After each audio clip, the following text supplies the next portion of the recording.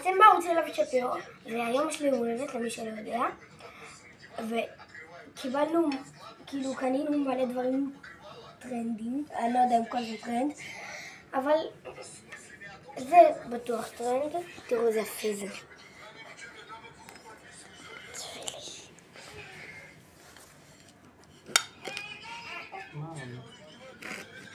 טוב, זה בלתי אפשרי.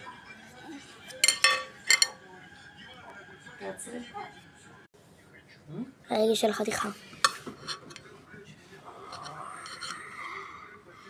אוקיי, דבר שני, מה אתה בוחר? אני הולך דרמה. כזה, אבל את הקודם תקנו. אני בוחרת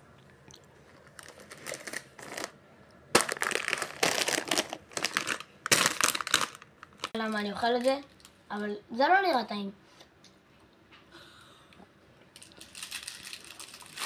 את הקודם תקנו, את זה אל תקנו. אוקיי, לוי, מה אתה בוחר? מה אני בוחר?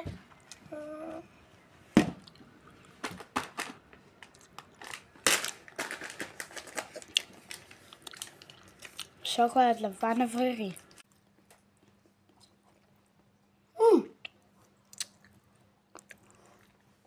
טעים.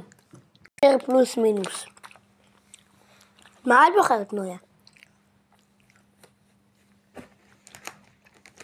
יש לי הימור.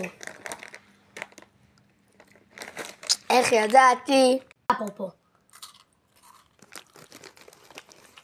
פשוט אפרופו עם נוטלה. אפרופו עם נוטלה. לוי, מה אתה בוחר? אני אבחר את סטארגוש. אני לא יודע למה יש שתי צבעים. זה לא טרנד, רק אומר. זה גומי ישן ידוע, ואני אוהב אותו. אז יאללה, בואו ניתם. את בוחרת.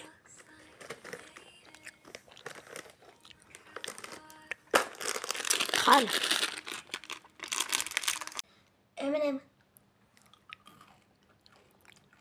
M&M רגיל.